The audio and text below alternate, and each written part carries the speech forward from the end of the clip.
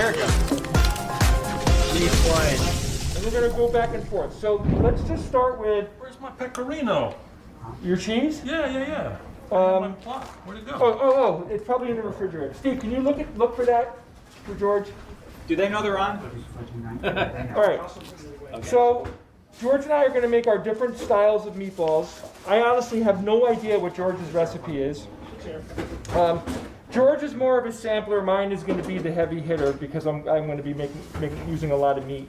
And I also have, and this is for Ian and Autumn, we're going to make Impossible Burgers. Now, I tried 2 weeks ago, I tried the other brand, not the Impossible. What's the other brand, guys? Not Impossible Burger, it's what? Real, I forget the name. Anyway, Ian said that this is better. I want to use it. Beyond Burger. No good. I'm going to let you know if this is good tonight. It looks like meat. This stuff really just flat out looks like meat, which is amazing.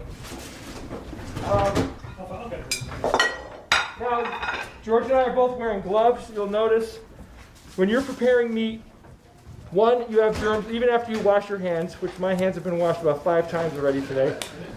This is good for germs, and also you don't get meat under your fingernails, which is terrible. But we're cooking over here, right, George? We're cooking. yeah, baby. So, like, how different are our recipes? I wonder. Like, so what's your process? What are you doing here?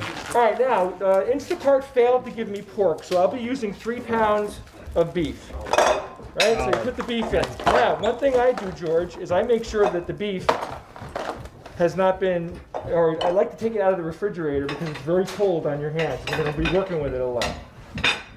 I start with beef, and then I literally eyeball. I go, okay, I want breadcrumbs.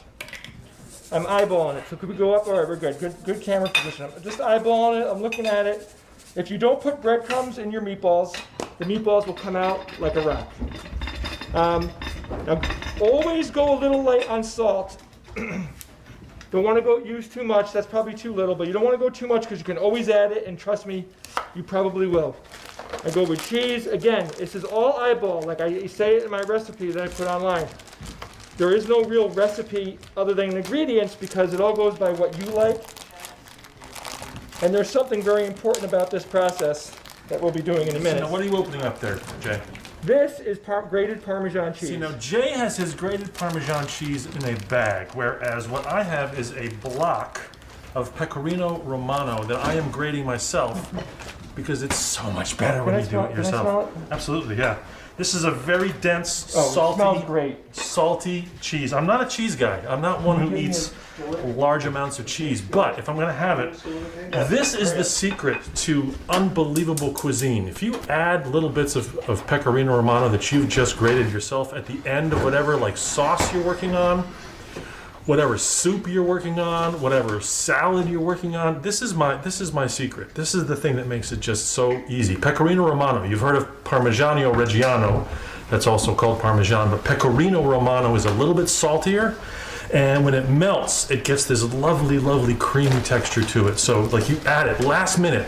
It's expensive. It sucks because it's like, you know, a little block like this is $8 or whatever it is. Yeah, but that thing could have been stored for years just to get it to that. Oh, I think it's like a 15 or 20 year thing that you do. So it's worth the investment in terms of doing cooking stuff. So this is going to go into my meat. I also have the breadcrumbs as well. So it's just a subtle difference, salt, pepper, stuff like that. So, also, what I love to do, you cut the rind, you cut the end off this thing, which is the rind, which gives you this lovely big hunk that's got normally sort of all the printing and stuff on the side, and you throw this into your sauce. Oh, that's a great idea. You just throw that big chunk in there, it just lives there, it just does its Pecorino Romano happy thing, and it just infuses the sauce with this salty happiness. So, all right, I'm gonna keep grating. Jay, you show us what you're doing. Do you want me to prep the pans? Yeah, please. How much oil do you like in yours? Not too much. Not too much. Okay, so I'm starting off medium low. I need a good layer of oil in there. I'm gonna just put a little bit in there for George. That's good, yeah. Yep. Just prepping that. These are gonna heat up. Now, I didn't put the cheese in. Putting cheese in now. You can move the camera back over to me, Ian. Now I have a salty cheese, but I still like to put salt in because salt is just I love it. Now, right out of the gate, you have shredded cheese there, and I'm putting in grated cheese. Now, that means that chunks of cheese survive inside your... Because we're not only searing it on the pan, we're going to sear it, but we're also going to then bake it. So when you bake it, a lot of that cheese then infuses itself in a kind of different way than a powder does. Yeah. So it's subtle, but whatever, yeah. Eggs too. I've been wanting to experiment with bigger pieces of cheese in the meatballs to see what it does. I love it. I think it does its thing. All right, so now I've got 3 pounds of beef. I would usually swap in 1 pound of pork, 2 pounds of beef. I've got breadcrumbs. I've got grated Parmesan cheese, salt, and now I'm putting in some garlic paste, which is fresh garlic. That's already, all the hard work has been done. Do you use this? I do not. Okay. And fresh ground pepper.